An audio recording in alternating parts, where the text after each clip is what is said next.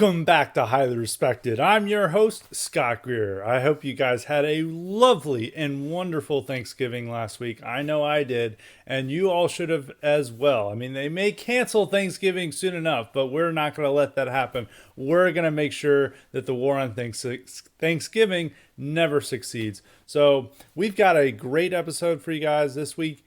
Didn't have one last week because we had one on Friday, but there were a ton of news developments over the last week that requires a brand new episode. So we're going to have a couple of different subjects to cover. Of course, we're going to cover the Waukesha massacre and a couple of other topics. But the first thing I want to talk about is police, because this is going to be a very crime-focused podcast today due to the Waukesha massacre and the various things that are going on there, and along with other crime indicators going on in this country. So I want to talk about that. But obviously talk about police it's been inspired by my favorite thing to inspire highly respected episodes, but debates on twitter.com. And of course, a lot of people got mad at me last week for saying that police are necessary. Apparently people do not want to hear this message that police are necessary, and that, you know, we shouldn't allow criminals to shoot at police if they feel like they're threatened or whatever, or that we give them a self-defense argument when they're in court. And somebody was able to get off due to this argument. And this happened on the same day of the Rittenhouse trial. And this is something that a lot of conservatives love too, because it's a black guy. It's like, oh, it's showing that self-defense is colorblind, that anyone can use this argument, even when they use it against the police. And in this case, a guy, Andrew Coffey, is a was convicted felon with a long rap sheet.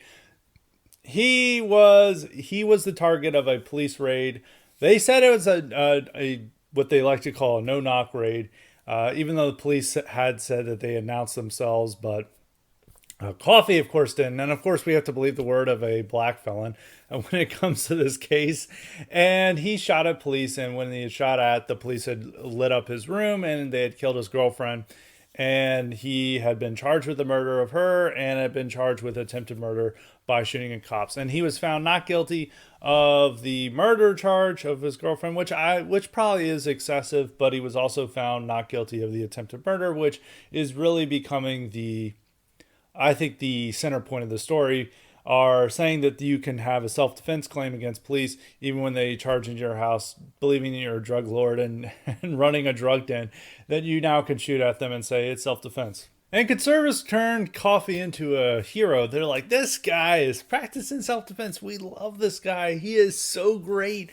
Thank you. Justice was served. We got so much justice now thanks to Andrew Coffey. And they also did this with the Ahmaud Arbery trial, which we'll go into later on in the podcast. Actually, probably even in this segment, because it deals with police. You know, I like to be freeform and spontaneous, you know, when we're going to recording to the episode. So we're definitely going to touch on the Ahmaud Arbery trial. But as I digress, going back to the Andrew Coffey case, you know, the guy was a convicted felon. He's not supposed to own a firearm.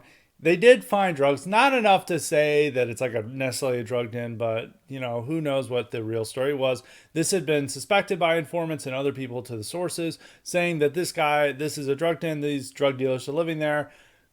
Police decided to use, you know, when you're breaking into what may be a drug den, guys are suspected to be armed. People will shoot at you. I mean, you can look at, there are several videos of cops going to doors, politely asking, like, hello, we're serving a warrant, please come out, will you come out? And then they get shot up. There's several videos you can see, several news stories you can see.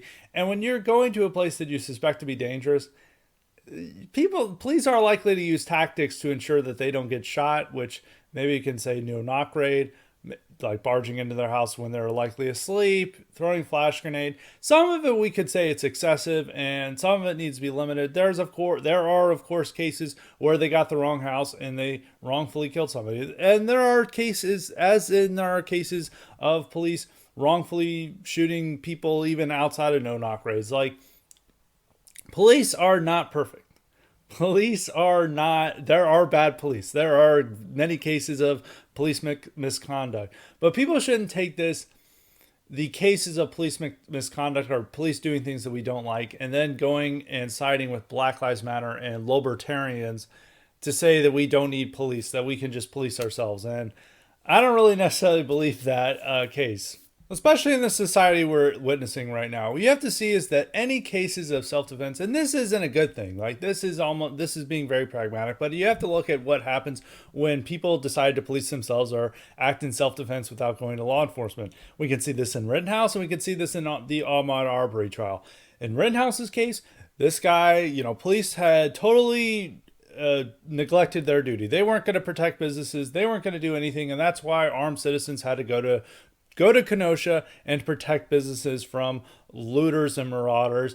And what happened is Kyle Rittenhouse was then attacked by these marauders, and he had to defend himself. And the only way he was able to get a not guilty verdict, and he was in prison for, I believe, like 2 months, 2 or nearly 3 months, without bail. He had to post a million, I believe, a $2 million bail, and he had to raise millions of dollars to have the necessary legal defense he needed in order to free himself.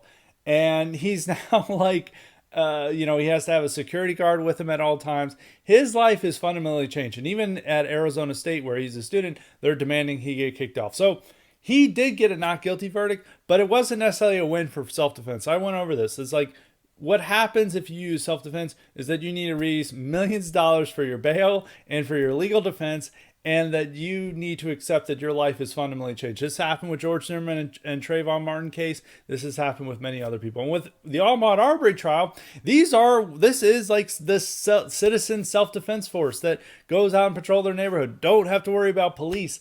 They went out, they saw that there's this guy, they had been warned by the neighbors that we're having a lot of break-ins. One of the guys that had been involved in the shooting said that he had, seen Ahmaud Arbery breaking into a house or being in a house in the middle of the night, before their fatal encounter.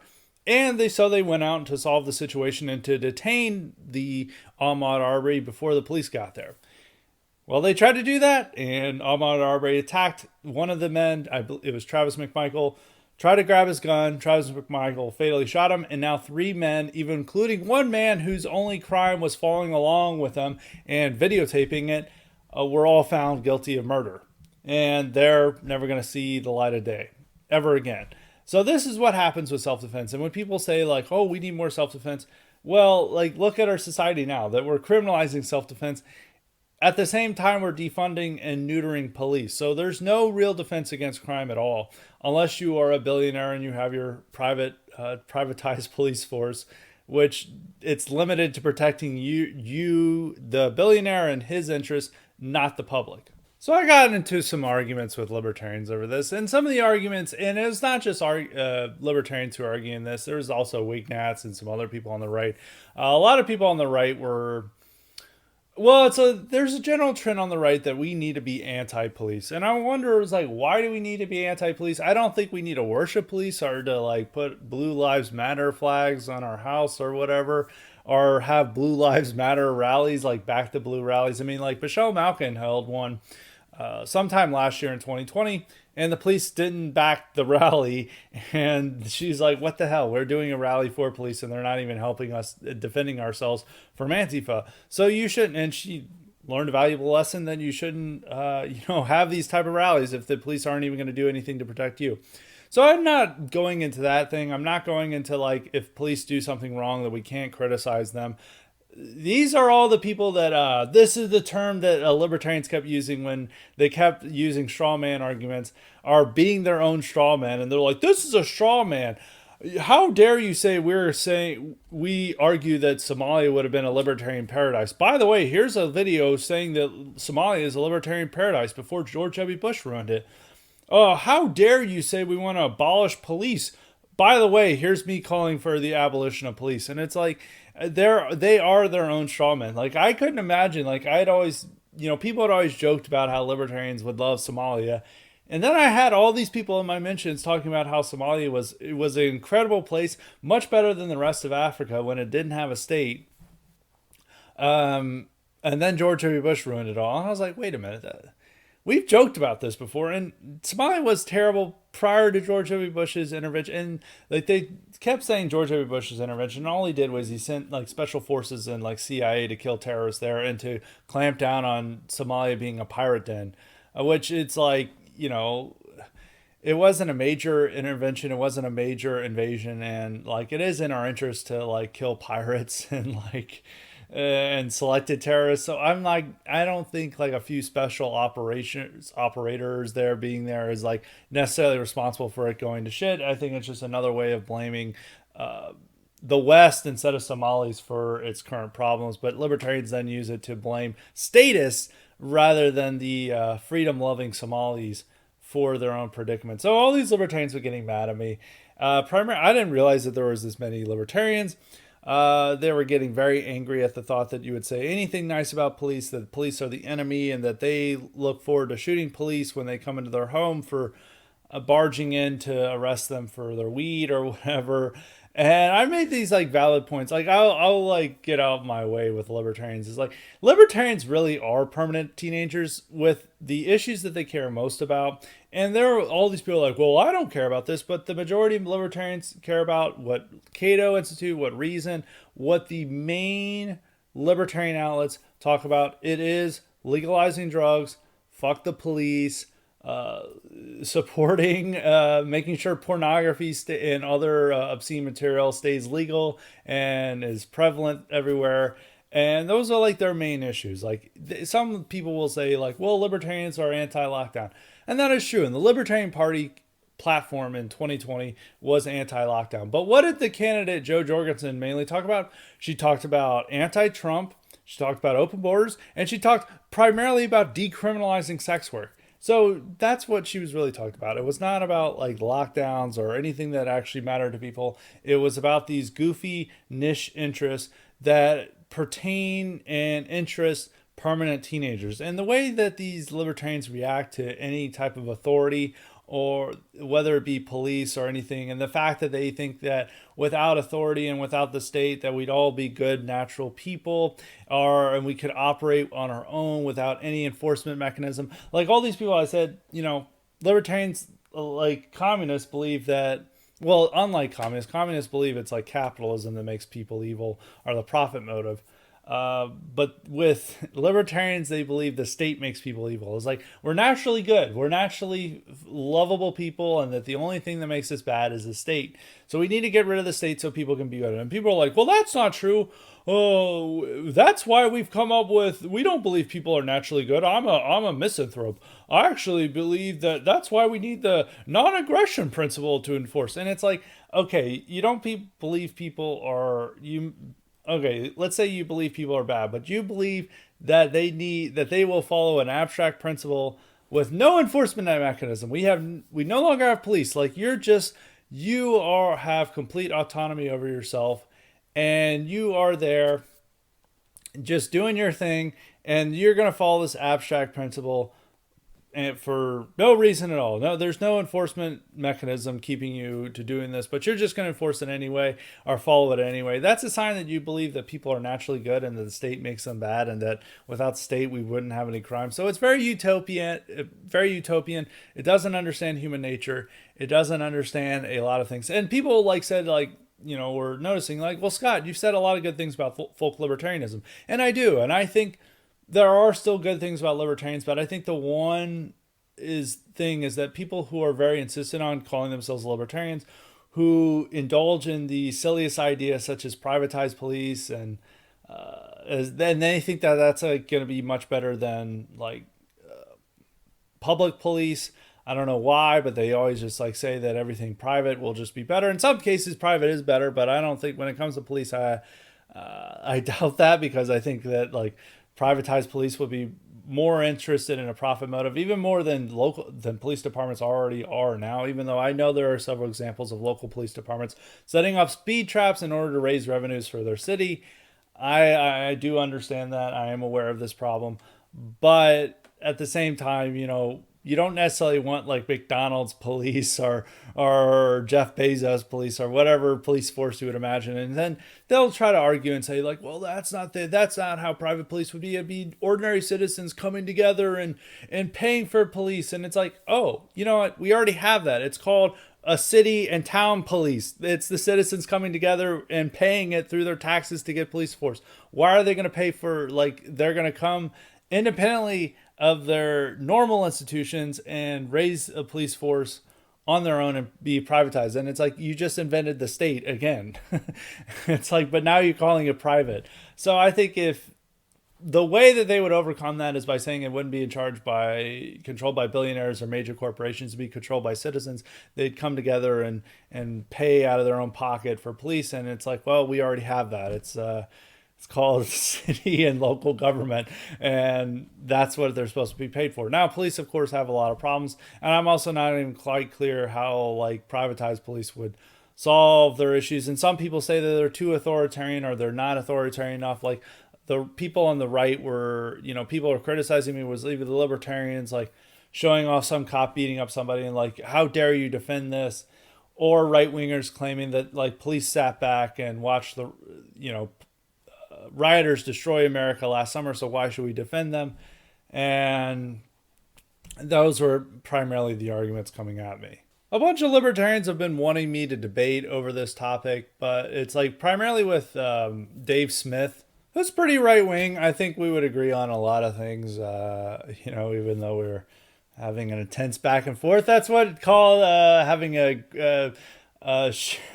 letting Twitter be the free marketplace of ideas, having an intense debate like that. But people want me to debate it, but it's like they're changing it from public versus private police, and there's not really like good examples of private police. So I would just be arguing at like whatever they claim that private police will do. It's like a fantasy that like as I said, the sensible thing is like saying, well, it's not going to be billionaires or whatever. It's like citizens coming together, and it's like, well, we sort of already have that right now.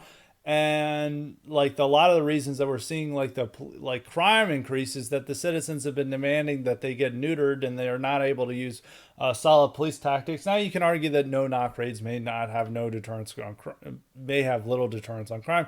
I'm open to that, and I don't think no knock raids are that important in the grand scheme of things. I would just say that siding with BLM and leftists over this matter, and also then siding with leftists and BLM over that felons shouldn't own firearms. And it's like, the left is okay with felons owning firearms unless they're white. They're not okay with law-abiding citizens owning firearms. That's something you have to keep in mind. And there's some people I don't think that they should own firearms. If they're a repeat felon who continually is involved in criminal activity, I would have to say that they probably shouldn't be able to own a firearm. But that's just me. All these things aren't very important in the grand scheme of things. But when it comes to policing, the tough on crime acts that we saw that lowered crime in the 90s and 2000s, those have been completely dismantled and changed. And, stop and frisk, tough sentencing, tough bail, all those have gone out the window. And now we're blaming police for all these actions. It's not like police went like, hey, we don't want to do our job anymore, and we also want light bail, and we also don't want to do anything about rioters, and we're making this policy on our own. And it's like, they're not the ones making the policy. It's the politicians making the policy. It's the city. It's the district attorneys. It's these progressive DAs that we see in Philadelphia and St. Louis, Chicago and Boston and elsewhere, who are making these policies and making crime go out of control. And people want to blame the police for it. And I keep using this analogy that it's like being anti-police for actions ordered by people above them is like being mad about a grocery store policy and thinking that cashiers are responsible for it, and that we will have this grocery store policy completely change if you get rid of the cashiers. And that's not really the case. You're blaming the people who are there. And now you can say like, well, that means that police are total tools of the state. And yeah, they are, and they will follow orders, and people will demand that they instead don't follow orders, and they like arrest these politicians who are ordering terrible things, and that they have the power to do that. And people will suggest this stuff, and it's like, we don't see this anywhere. It's like if you look at compliance policies on like vax mandates and other things, like you're not seeing like people are making these complaints. It's like in your company, if you're giving diversity training, these people aren't going up and like, I oppose this, I am deposing the CEO. And it's like that's kind of what they imagine with police, is that they can just like, I don't like this policy, I'm pulling out my gun and like, you're under arrest, police chief, and so are you, mayor and district attorney. And they're like, no, you're under arrest and we're shooting you. They're not going to do that. It's the same with like your company. If your company and I know a ton of these people follow policies at their companies that violate their beliefs, and yet they still follow them. It's the same with like vax mandates and other things. So most people are complying in many things. It's like if we had that standard for when it applied to any person who works at a corporation or a company that is involved in evil stuff, like most people would be morally tainted, and like we were like, they're just as blame, they're even more to blame than the person who's knowing it. If they know it's wrong, then they're more to blame. And they kind of use this like rhetorical tactic. It's like, no, that's not the case. It doesn't make them worse off. It's just like you're just playing a rhetorical tool to it's your anti-police desire. So when you see police like arresting moms at school board meetings or not doing anything about riots, I'm not going to, no, you shouldn't defend police in that case, and you should criticize them. But you have to remember is that they're not the ones deciding on this policy. You should blame the people who are deciding this policy, and especially true with the riots. Like police wanted to act against the rioters. And in New York City, any police officer who acted aggressively against the riots was charged or dismissed. There were several cops who had been seen like pushing rioters or doing something that they saw like, oh, police brutality, and they were dismissed. And this came from up top, like the people who are making policies that said that, no, you can't do anything about the rioters. And then they're like, well, this must be the police decision. And I saw some people who were like, defending, like there was like a video of a black guy beating the shit out of a cop.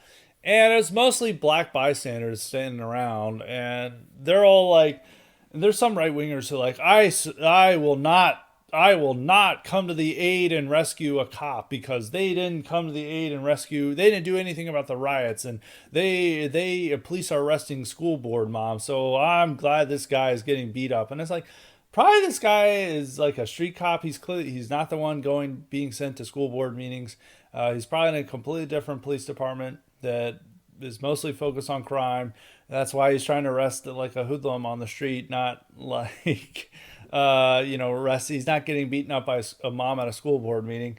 And they did want to riot. They did want to stop the riots, or they were not fans of the riots. And there's police were not being able to do their jobs, and they were getting punished for doing their jobs by the people who control this. So it's like the main thing is you have to realize it's like the politicians are the ones who control them. Now you can say that like that makes them, as I repeated, tools of the state, but police are one of the few services that primarily do good things, are ostensibly are intended to do good things like stop crime and other things and and protect and to serve.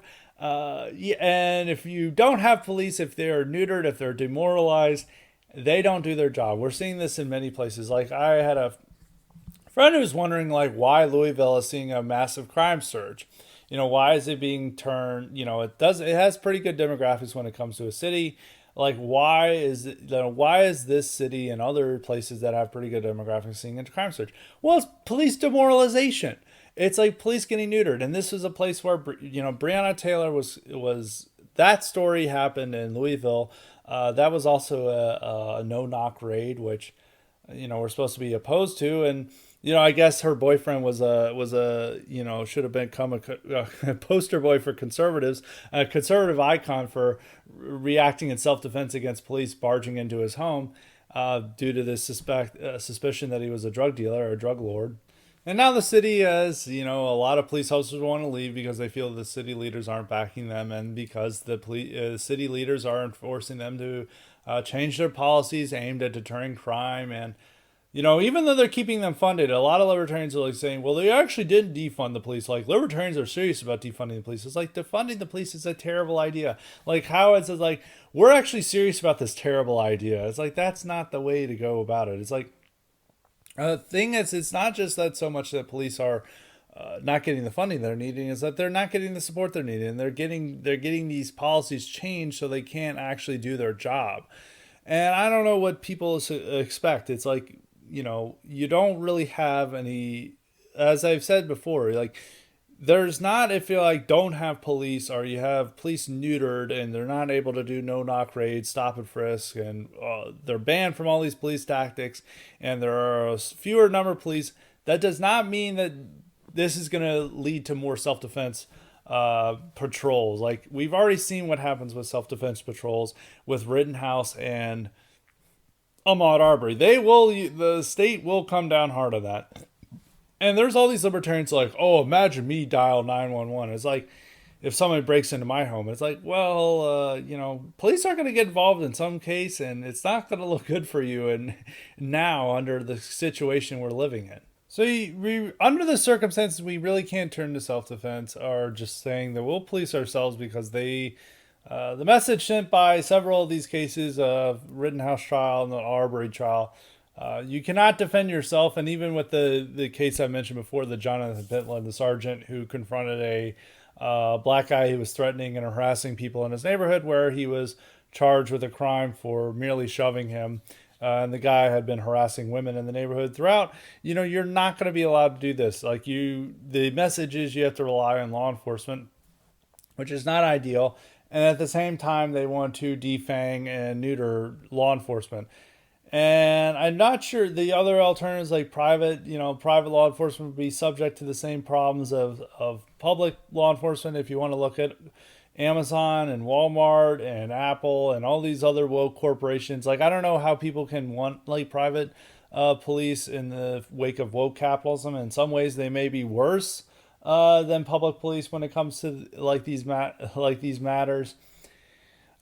So I don't know. There's not really a good solution to this, and people are just complaining over a few videos. And it's like, yeah, there's always going to be bad apples. There's always going to be bad examples. There's always going to be the police serving the state when they really shouldn't.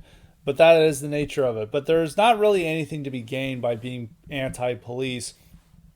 And a lot of right wingers don't offer a real solution. The libertarians at least offer a real solution, but right wingers just say like, we're going to be anti-police, and it's like, okay, is something replacing it? No. Are you wanting to do something else? No, we're still going to have police. And it's like, well, why are you being anti-police? It's like, it's thinking strategically and being bold and innovative. It's like, no, it's not. You're just siding with Black Lives Matter. And really what it comes down to this case is that any limits on police, any limits on law enforcement, any attacks on law enforcement go to bolster our enemies and go to make our society worse, because there's not anything that's like serious replacing it in terms of crime fighting. And when the fact that like George Soros and the prosecutors he backs are also anti-police, when Black Lives Matter is anti-police and all these other people are anti-police, you have to wonder, it's like, why are you siding with them? Why are they anti-police? And it's like, because police is one of the few institutions that actually does positive things for the most part, and police unions are one of the few institutions that are right-wing. And I think people like, oh, let's get rid of this institution and totally abolish it just because of one video of them arresting a mom at a school board. It's not thinking big picture here. It's not thinking of the consequences of that decision.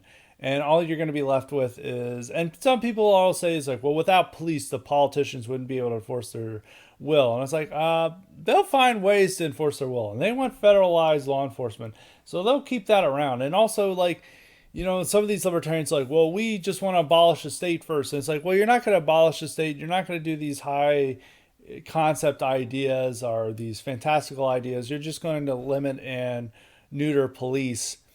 And that's the more likely goal of what would happen here. That's more realistic. And you're not going to accomplish abolishing the state. So you're left with this terrible situation that we're already seeing in Minneapolis. They effectively abolished the police. And the results weren't very good, as we all should know. So there's not some strategic or tactical advantage gained by this. All you're doing is going to war with one of the few remaining institutions that is vaguely right-wing. Yes, I know they do bad things. Yes, we should look to ways to make sure that law enforcement is at school board meetings. Yes, we should not be happy that police did nothing during the riots, but that was the politicians' problem, not necessarily police. And yeah, we should get upset if police are used to aren't don't do their jobs at protests and other things, or they don't do a good job of protecting conservative protesters. We all know those bad things, but police are they are the literal thin blue line between order and chaos. For the most part, yes, they're bad cops. Yes, they should do more. Yes, we all realize all the problems with it, but we should be more supportive and not go into the path of anti-police. That does not mean we can certainly criticize police when they do bad things or they're not doing their job, but we should not fall for the trap of anti-police and thinking that it's bold and strategic to do so, and it's really just siding with our enemies and helping our enemies' goals with no discernible positive impact for us. When people think I think it's much more better to be anti-military than anti-police, but people are very rarely will be anti-troops, and they'll be like, oh, the generals, it's all the generals' fault. But this soldier who is this brave sailor who was a cook on a destroyer that never saw combat, we need to respect his opinion and salute him every time. And there's like a lot of people like this. Like the anti-cop attitude isn't just like dissonant right. There's like a lot of mainstream well, these people are former Trump supporters because all the like former MAGA cultists are now like Trump critics and all on the side of DeSantis. They're even getting into anti-police stuff, and it's like, but yet they're still worshiping the troops. It's like I think being losing the rosy view of the military is much more important than the police, because most people don't have like the type of worshipful attitude that police critics think people have. I mean, most people acknowledge the problems of police, that police are supposed to be assholes. Police do bad things. We are all aware of that, but we need police. Society needs police. And if we go into anti-police stuff without solving the deeper roots of the problems, we're just making our situation far more worse while attacking one of the few institutions in our society that is right-leaning, and its unions support right-wing causes. And there is no positive impact that we can have from this. It's just another stupid thing. It's just like it's the reverse of like being pro-union, where unions are all negative and left wing and don't do very rarely do anything positive, but people insist that they could do positive things, while police are right now doing right wing things, and a lot of police officers are right wing themselves. Look at the number of cops who donated to Rittenhouse's trial fund. Look at the number of police who supported Donald Trump, openly supported Donald Trump. You can find a lot of police officers who, are very open in their right wing views. Meanwhile, like the whole right that is anti-police is also fanatically pro-union for some reason, with the exception of the libertarians. They are anti-union as well, and so I just think it's a silly idea. I think that it's wrong for us to be anti-police. I think it's wrong. And when it comes for libertarians, like, look at their ideas are just like being a permanent teenager. I just want to insist on that idea. And when it comes to the idea of anti-police, look at who you're allying with, and that should make you reconsider your position. So that's my final thoughts on that. Now on to the next subject of the Waukesha massacre. And this is a very tragic story, but it's increasingly common in America. And it's been treated like it was a natural disaster rather than a deranged criminal felon with anti-white attitudes running over dozens of white people at a Christmas parade in Waukesha, Wisconsin. This case, Darrell Brooks, who's got a lengthy rap sheet and is a registered sex offender. His criminal record isn't just jaywalking; it's usually like assault and generally very serious crimes. But he was never locked up. He even had been arrested for a similar crime of trying to run down somebody and was let off on a minuscule bail prior to this, and this allowed him to run over more people after getting into a domestic dispute with his girlfriend or lover or whatever. And in this case, like I'm pretty sure all the victims, the 6 dead, are all white. One is a child. I think the rest are elderly. It was like a granny march of some sort. And he injured over 40 other people in this, at least. And this is pretty serious crime. And you're thinking of like, well, we see all the outrages that happen when, we see car attacks. You think of Charlottesville, you can think of other places that may involve people on the right, and the response has been pretty muted. The media is claiming that the SUV committed the murder, that it was a car crash. It's a tragedy. They don't know this SUV killed people, not the person driving the SUV. Leftists have also been blaming SUVs, not the criminal themselves, for the terrible crime that occurred. There's so many things going on in this case, which just reveals the evil of criminal justice reform. It shows the just commonality of anti-white racism among the minority community, that just some random guy who commits a crime, you can easily find all these anti-white comments calling for violence against white people, and then he commits violence against white people. And it is cliche to say, but imagine the races were reversed if a white guy had run over a black march and he had made anti-black comments. This, of course, would be the number one news story for the rest of the year. Like, we would be calling for new legislation on this. Like, the FBI would be involved. Like, everyone would be talking about that this is the worst terror attack ever, if this had been the case. But when it's black against white, it's treated that it's like a tornado hit the march, and it's just tragic and sad. But oh well, whatever. Let's move on. This is just not an important story. And then, as the two senators from Wisconsin signed a rare joint letter, urging people to not politicize this massacre. And this is like wondering, it's like, I have never seen politicians warn about not politicizing a massacre ever before. But for some reason, we cannot politicize this. And it's even very disappointing with Ron Johnson saying this. Ron Johnson's one of the better senators in Congress. He's one of the few Republicans who push back against the January 6th narrative. He's mentioned demographics as a problem, or demographic change as a problem. He mostly says a lot of good things. Just recently, he's been bad in the past. Like, he suggested replacing Columbus Day with Juneteenth in order to save money. Fortunately, that idea was not carried through. He was the one Congress or senator who even expressed any reservations about the Juneteenth holiday, and it was all about money. It wasn't about what it means for America to have this holiday. That's a bit of a digression, but this is interesting that Ron Johnson would sign this letter, pleading with people not to politicize the case, saying you just don't want to do this. This is just such a tragedy. We cannot politicize this case. And it's like, asked, like, why do you not want to politicize this case? Well, it's obvious that it's like a black guy with anti-white views runs over and kills white people. And, now it's a natural disaster. A tornado hit him. It's like an SUV can plow into a parade at any time. And these damn SUVs, we just have to ban them. It's like, don't politicize this case. We can't let this happen to our wonderful Wisconsin community. And yeah, and they politicize anything that's like, if think about the amount of things they politicize. They will like turn a major news story into like these Beckys, or they now use Karens. I can't believe I used Becky. It's now Karen. Like, think about the amount of news attention they gave to the Central Park Karen who called cops on a black guy over a dispute about her dog and a dog leash.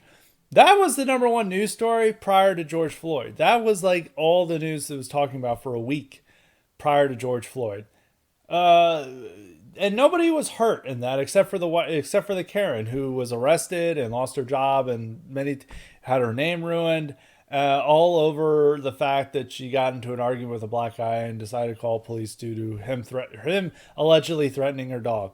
What happened with the case, that was politicized. So we'll politicize even minor cases like that, and just like go into other things that they politicize, like any like white person who does something that they don't like the Jonathan Pentland case. The Army sergeant, of course, confronted the black guy in his South Carolina neighborhood. That was politicized, even though there was no real political subtext there. There was no racial element there. There was just like a guy, this black kid was harassing people in his neighborhood, and a white army sergeant went out and confronted him. But they managed to politicize that. So the only time we're not supposed to politicize things is when the situations are not what the media wants to talk about. And Republicans did this when the congressional baseball shooting of 2017. Crazed leftists tried to assassinate several Republican lawmakers. It was like he was driven mad by politics, but they considered it a shooting. They considered it or law enforcement or FBI considered that not a mass shooting, but a death by or suicide by cop. That's what they listed the case. And all these Republicans came out and like, the real message of this is that we need to come together and be civil. And Democrats like, oh, thank you for saying that. And then Republicans literally a week later went to Republicans are trying to murder old people with their abolishment of Obamacare, or them trying to repeal Obamacare. So that civility didn't last so long. And it's the same with this Ron Johnson. What gain is that? Like this is a politicized case. Like this shows like the criminal justice reform nightmare that we're having, where these prosecutors don't want to put away criminals. It's not just even bail reform either. They're like, conservative media is focusing on bail reform, but it's the fact that these guys aren't kept in jail. Like this guy has a long rap sheet of serious felonies. Like he is a registered sex offender. He has committed other major felonies that should get him locked up. And he's been arrested well over a dozen times. And he had just been arrested before for a serious crime. And they let him out. Like the bail reform and prosecutorial, the ability of prosecutors to decide what type of sentence they want to pursue and judges deciding what sentences deserve is letting criminals out. Like that is, it's not just bail reform, it is also sentencing reform that's involved here. And this push for all these prosecutors and DAs to, use their power in order to allow criminals to leave prisons, which, we all want to blame police for this, but it's really these types of DAs and the prosecutors who are at fault. And, I always keep coming back to this tweet by Martyr Made, which some people follow him on Twitter. He made that famous thread, where he said, like, imagine what happens when prosecutors he wanted to use the Rittenhouse case to highlight about how prosecutors persecute innocent black guys in the hood and overcharge them, and how you should see all the prosecutorial misconduct in the Rittenhouse case, and that should make you sympathize with black criminals. Well, when the media is looking the other way, we get Darrell Brooks getting a light sentence, getting out of jail, hopping, getting $1,000 bail, just moving along. That's what we get when the media is not paying attention to black criminality. It's not that they're railroaded just as much as Rittenhouse. No, the opposite occurs. So there's the criminal justice element, the criminal justice reform that you can politicize that can say, why are we letting these criminals out to continue to do harm to our communities? And we see these stories countless times. Anytime you see one of those big New York Post or Daily Mail articles about some vicious attack in New York City, every case, the person who's arrested was either like out on free on bail, like no bail whatsoever, or they had a long rap sheet that should have had them in jail a long time ago.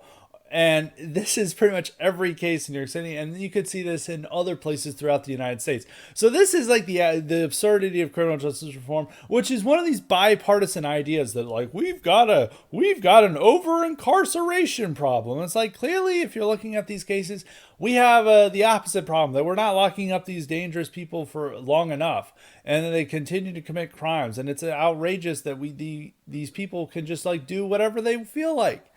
And there's no consequences for that. And, it shows once again that we're not living under a systemic racism system. If like somebody like Darrell Brooks and others like him are able to go free anytime they commit a serious crime, and they shuffle in and out of the system, and the system never makes sure that they stay off the streets. They continue to commit crime. So there's no systemic racism there. And that's the one other political element. And the other one is, clearly, this is an anti-white guy who has sympathies with black nationalism and other forms of black extremism. And that is a way to politicize. And he killed primarily white people. But for some reason, we can't bring that up. We can't wonder whether there's any racial animus involved in who he plowed into. And the police said that this is an intentional plowing. That I don't know what the better used term is. This is an intentional car crash, I guess is another way to say this. Like he intentionally ran over those people. It was not just an accident. It was not just him losing control of his car. It's that he intentionally ran over those people. And you have to wonder, why did he run over those people? Did he want to live out all the tweets he had where he said he wanted to kill white people or he wanted to do bad things to white people? These are why the case should be politicized. This is not a hurricane. This is not a tornado. This is not a natural disaster that happened in Waukesha. This is a deranged black convicted felon with anti-white attitudes running over and killing white people. This is a political situation, and the only people who are dumb enough to agree with the left's line that it should not be politicized are idiotic Republicans. This case must be politicized. This case must be, Ron Johnson should talk about this case for why he should be reelected. To say that, like, I will stand up against criminal justice reform. I will stand up against bail reform. I will stand up against anti-white racism coming from the mainstream media. These are the important cases. And there have been numerous, I want to point out another thing about this. Is that there have been numerous other car attacks in America, even though the only one we ever know of is Charlottesville, which killed one person. This killed 6. In New York City, a few months after Charlottesville, an Islamic terrorist who, pledged allegiance to ISIS ran over and killed 8 people in downtown Manhattan. This happened in 2017, in October 2017, late October 2017. This was fresh. Charlottesville is still fresh in people's memories. And this was an actual terror attack. Like, this guy intentionally drove into downtown Manhattan to kill and harm people. And he killed 8 people. That case has been memory hold. Like, nobody remembers it. I feel like I'm like the only person who remembers this case. You could still find news stories on it and everything, but it's been totally memory hold in favor of the worst terror attack in American history, which of course was the Charlottesville rally. And yeah, I guess that was another case we shouldn't have politicized. It's just like a tornado struck downtown Manhattan. There's just nothing you can do about an Islamist running over and killing 8 people. There's just nothing you can do. It's the same with like Daryl Brooks. There's nothing you can do. And that's what they always want you to think. They want you to think that there's nothing you can do. But there are things you can do, especially with this. You oppose criminal justice reform. You oppose the soft on crime approach that the Democrats want to have. It includes their anti-police stance.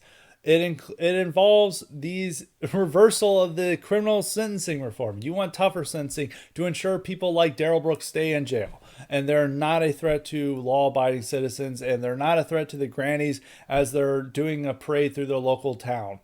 These are important things that we should push for in the wake of Daryl Brooks. So to not politicize it is to submit to the enemy for no reason at all. You're just trying to look respectful and civil, and there is nothing to gain because they will still, like the other side, will still call you racist, still call you political terrorist, even if they do nothing with this case. And Republicans must run on cases like the Waukesha massacre to show how dangerous and how deadly the Democrats' soft on crime policies are. So that's one thing. And this is, I would say that this is likely an anti-white terror attack. We still do not know why he ran over these people. They say it was intentional. Police aren't revealing why. I think that's a little suspicious. Maybe we'll find out at some point that it was driven by anti-white animus. But, judging by the standard of how other cases are adjudicated in the media, where you can look at the Atlanta spa shooting where, a white guy killed 8 people, most of them Asian, and then the guy said no, this wasn't motivated by racial animus at all. I'm a sex pest. He was driven by his bizarre sexual addiction or whatever, and police and investigators all determined that was the case. That there was no racism involved. But yet, the media needing a white villain in their anti-white or anti-Asian racism stories and anti-Asian attacks, they decided to turn this into an anti-Asian massacre. And you can always read about how anti-Asian attacks always include the Atlanta spa shooting, even though all the evidence pointed out that the race of the victims had nothing to do with this. This is all due to the suspect's bizarre sex addiction. But Yet you'll always see the Atlanta spa shooting shown as an example of anti-Asian racism. With here, we actually have a suspect who is anti-white. There is plenty of evidence to show. Here, we also have him attacking white people, and we're being told to look the other way and say not to politicize this. But they politicized the Atlanta spa shooting, which had nothing to do with anti-Asian animus, and it was all blamed on Donald Trump too for some reason, even though he was no longer president at the time. So this is the new normal, and I think that if you're operating on the standard of what the media used for the Atlanta spa shootings, there is greater evidence to show that this is anti-white than there was evidence to show that the Atlanta spa shootings were anti-Asian. Yet the Atlanta spa shootings figures into every news story on anti-Asian attacks because they need examples of whites doing this rather than the normal black or Hispanic attackers against Asians in California and New York City. So by that standard that the media set with that and other stories, yes, this would count as an anti-white attack. And you may even see this confirmed in the court case against Darrell Brooks. So no, Republicans are idiots to not politicize this. Ron Johnson should be ashamed of himself for doing this. Now moving on to our cognitive elite questions. And as a reminder, you too can get the power to ask me questions or suggest guests and topics if you sign up for the cognitive elite option at highlyrespected.substack.com. And last week, technically it was 2 weeks ago, people said for the Rittenhouse episode, right after he's found not guilty, that there was no cognitive elite question. It was in the middle of the episode, and it was about the case with Julius Jones, which had been asked. I did answer Jack's question from that. Not Jack Dorsey, but that's what we're going to have today. This question comes from Tim. He asks, Scott, what do you think about Jack Dorsey stepping down from Twitter? This, of course, is just a recently submitted in, but this is a hot topic for today. And as all of you should know, Jack Dorsey announced his resignation from as Twitter CEO, and a Indian is taking his place. I'm going to try to get his name correctly, so bear with me. The new CEO's name is Parag Agrawal. I think it might be Agrawal because I think in Hindi or whatever that they pronounce the W as a V, but I could be wrong. It could be mistaken. It could be Parag Agrawal. So, but I think it's Agrawal, but we'll figure it out later on. Everyone will probably know how to pronounce his name as soon as the news media starts saying it. But he is the new CEO. He was the CTO, so it's not like that they're finding some outsider. With this, it looks like it's going to be very bad. This is a much more of an open liberal than Jack. Jack was like semi-libertarian in some of his instincts. I mean, he did do bad things, like he donated like $1 million to or a lot of money to like Black Lives Matter initiatives and like other woke initiatives. But he ultimately did believe in like free speech. Even though he may have not done the best to uphold it, he usually had to hold the line against his own employees and against journo pressure to have more censorship. And Twitter, compared to YouTube, Facebook, and Instagram, well, Instagram, of course, is owned by Facebook. There is less censorship. The reason why we see Twitter as the worst offender is because that's where we spend all our time. Most of the people who care about this stuff, they spend most of their time and want to talk. But Facebook censorship is way worse, and YouTube censorship is getting way worse. I think Facebook would have to be the worst, but that's because that's what most politicians focus on when they talk about disinformation and hate speech. It's all on Facebook rather than Twitter, and we've been very fortunate with that. But I don't think the new CEO is going to Parag, however you pronounce his name, Parag is going to be as much of a wanting to hold the line on free speech as much as Jack did. This guy has already his statements. He said that our mission is not to uphold the First Amendment. It's to recognize that the times have changed. That's not good to look at. He also headed up a project that was looking at curbing disinformation on the website. And he had one time tweeted out a Daily Show quote, which all these reporters are saying, oh, he quoted the Daily Show. They're missing he's missing the context. And I'll read this tweet from you. This is apparently from the Daily Show that we're supposed to be like, oh, there's nothing wrong here. And what he said is, this is all in quotes, "If they are not going to make a distinction between Muslims and extremists, then why should I distinguish between white people and racists?" People are already defending this and saying like, oh, they're missing the context of that it was a Daily Show segment, which that doesn't make it better at all. It still shows like his line of thinking. And there's others like, well, he's simply saying that not all Muslims are extremists, just in the same way that not all white people are racist. And it's like, that's not really something to get uplifted by. So we're likely going to see more censorship on Twitter. How much more it remains to be seen. I think one reason that we won't see the kind of same push on Facebook, where it's basically you can't say anything at all on Facebook, even if you're a random person, because of their algorithms that they have, and just ordinary people are just banned for random comments they make on Facebook, is that there is not as much political pressure on Twitter to censor as there is for Facebook to censor. There is not as much focus on Twitter as there is on Facebook, and that may mean that Parag might not censor as much. And also, Parag is has been a part of the executive staff for a while.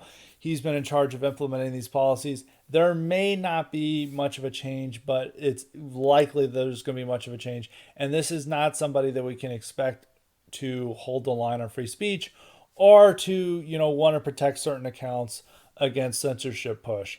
So this is not a good moment. I think that for a long time people have hated Jack, and I remember even in like 2016, like there's always like this cliche is like, hey Jack, you're allowing this, or like, hey Jack, what about this? And it's like, hey Jack, like at this, like this has been a right-wing cliche since at least 2016 for allowing Jack to do various things. But we're going to miss Jack. I think we're going to miss him. I think his instincts are generally just like allowing free speech to happen, and he goes on his like Hindu or Buddhist retreats, and he goes and finds himself, and he's just not somebody who is, and he's also more willing to defend free speech against his own employees. I don't know if Parag is going to have the same backbone, so we're likely to see more censorship. I think Jack was much better as a CEO than the rest of the tech execs. I even think Zuckerberg is much better than the others. The difference is they're like compared to Google. Like Google execs, like the people who run Google and a subsidiary YouTube are much more liberal and in line with the Democratic agenda. Zuckerberg is more of a centrist and kind of a bizarre person when it comes to politics, but he is better than I think the people who are running Google, and he's probably going to be, and he's better than Parag, I think, when it comes to his politics. And the reason why Facebook censors so much is that they've just had far more political pressure than any others. So that might keep Twitter from being censored or engaging in censorship. Maybe Parag realizes that it'll be bad for the company to censor more. We'll have to see, but it's not a good sign, and we'll see how much longer I stay on Twitter. Maybe he may. I don't know how. Hopefully, Parag does not know who I am. Parag is like, I've seen his comments. We're definitely eliminating him. We will not allow people who insult Indians to stay on Twitter much longer. So, and some people have been saying that as like due to the Twitter Spaces that have been getting big, like. Black Twitter Spaces have been engaging in a lot of wrong think and getting thousands and thousands of viewers and a Twitter Space at like midnight. So these are gaining a lot of popularity. Maybe Twitter noticed it and like, maybe Twitter Spaces isn't a good idea.